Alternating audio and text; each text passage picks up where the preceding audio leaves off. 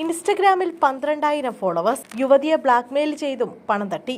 പ്രതി ജോൺസനായി വ്യാപക തിരച്ചിൽ. തിരുവനന്തപുരം കഠിനംകുളത്ത് ആതിര എന്ന യുവതിയെ കുത്തിക്കൊലപ്പെടുത്തിയ പ്രതി ജോൺസനെ കുറിച്ച് കൂടുതൽ വിവരങ്ങൾ പുറത്ത്. ആതിരയും പ്രതി കൊല്ലം ദളവാപുരം സ്വദേശി ജോൺസൺ ഔസേപ്പുമായി 1 വർഷക്കാലമായി അടുപ്പമുണ്ടായിരുന്നു. ഇരുവർക്കുമിടയിൽ സാമ്പത്തിക ഇടപാടുകളും ഉണ്ടായിരുന്നു. യുവതി കൊല്ലപ്പെട്ട ദിവസം പ്രതി കത്തിയുമായി പോകുന്നതിന്റെ തെളിവും പോലീസിന് ലഭിച്ചു. ആതിരയും ജോൺസണും ഇൻസ്റ്റഗ്രാമിൽ റീൽസുകളിലുമായിരുന്നു. നവമാധ്യമത്തിലൂടെ ഏകദേശം 1 വർഷം മുമ്പാണ് ജോൺസണും ആതിരയും തമ്മിൽ പരിചയപ്പെട്ടത്. നേരത്തെ ആതിരയിൽ നിന്നും 1 ലക്ഷം രൂപ ജോൺസൺ വാങ്ങിയിരുന്നു. കൊല്ലപ്പെടുന്നതിന് 2 ദിവസം മുമ്പ് 2,500 രൂപയും വാങ്ങി. ആതിരയുടെ ദൃശ്യങ്ങൾ കാണിച്ച് ബ്ലാക്ക്മെയിൽ ചെയ്ത് ഇയാൾ പണം തട്ടിയിരുന്നുവെന്നും റിപ്പോർട്ടുണ്ട്. തനിക്കൊപ്പം ജീവിക്കാൻ ഇയാൾ യുവതിയെ നിർബന്ധിച്ചിരുന്നു. ശല്യം വർദ്ധിച്ചപ്പോൾ യുവതി ഇക്കാര്യം ഭർത്താവിനോട് പറഞ്ഞു. ഇയാളുമായുള്ള ബന്ധത്തെ ചൊല്ലി ആതിരയും ഭർത്താവ് രാജീവും തമ്മിൽ അസ്വാരസ്യങ്ങളും നിലനിന്നിരുന്നു. ഭർത്താവും വീട്ടുകാരും അറിഞ്ഞതിനു പിന്നാലെ സുഹൃത്തുമായുള്ള ബന്ധത്തിൽ നിന്നും ആതിര പിൻവലിഞ്ഞിരുന്നു. കൊല്ലം ദളവാപുരം സ്വദേശിയാണ് ജോൺസൺ ഔസേപ്പ്. ചെല്ലാനത്തു നിന്നും വിവാഹം കഴിച്ച് അവിടെ താമസിക്കുകയായിരുന്നു. 3 വർഷമായി ഭാര്യയുമായി പിരിഞ്ഞ് കൊല്ലത്തും കൊച്ചിയിലുമായി താമസിക്കുകയായിരുന്നു. ചെല്ലാനം സ്വദേശി എന്നാണ് പുറത്തു പറഞ്ഞിരുന്ന വിവരം. പേര് പോലും പുറത്തുവിട്ടില്ല. ഇത് കാരണം പ്രതിയെ നാട്ടുകാർക്കും തിരിച്ചറിയാൻ കഴിയാതെ വന്നു.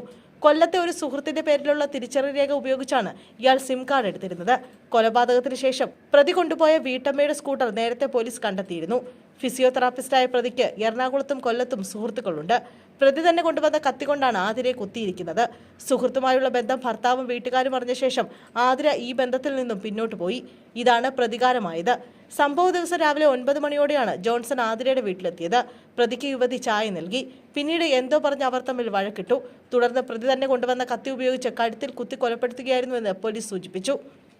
ആതിരയുടെ തന്നെ ഇരുചക്രവാഹനം ഉപയോഗിച്ചാണ് പ്രതി വീട്ടിൽ നിന്നും രക്ഷപ്പെട്ടത്. കത്തിയുമായി പോകുന്നതിന്റെ CCTV ദൃശ്യങ്ങൾ പോലീസിന് ലഭിച്ചിട്ടുണ്ട്. ചിറയൻകീഴ് റെയിൽവേ സ്റ്റേഷനിൽ സ്കൂട്ടർ വെച്ച ശേഷം ട്രെയിനിൽ കയറി പ്രതി തിരുവനന്തപുരം ഭാഗത്തേക്ക് പോവുകയായിരുന്നുവെന്നാണ് പോലീസിന് വിവരം ലഭിച്ചത്. ആതിരയെ ഇൻസ്റ്റഗ്രാമിലൂടെ പരിചയപ്പെട്ട യുവാവ് എല്ലാ മാസവും ആതിരയെ കാണാൻ കഠിനംകുളത്ത് എത്താറുണ്ടായിരുന്നുവെന്നും പോലീസ് കണ്ടെത്തി. കഠിനംകുളം പാടിക്കവിളാകം ഭരണിക്കാട് ഭഗവതി ക്ഷേത്രത്തിലെ പൂജാരിയായ രാജീവിന്റെ ഭാര്യ ആതിരയാണ് ചൊവ്വാഴ്ച പകൽ വീട്ടിൽ കഴുത്തിൽ കുത്തേറ്റ് മരിച്ച നിലയിൽ കണ്ടെത്തിയത്. രാവിലെ 5:30 അമ്പലത്തിൽ പൂജയ്ക്ക് പോയ ഭർത്താവ് മടങ്ങിയെത്തിയപ്പോഴാണ് ആതിരയെ കുത്തേറ്റ് മരിച്ച നിലയിൽ കണ്ടത്.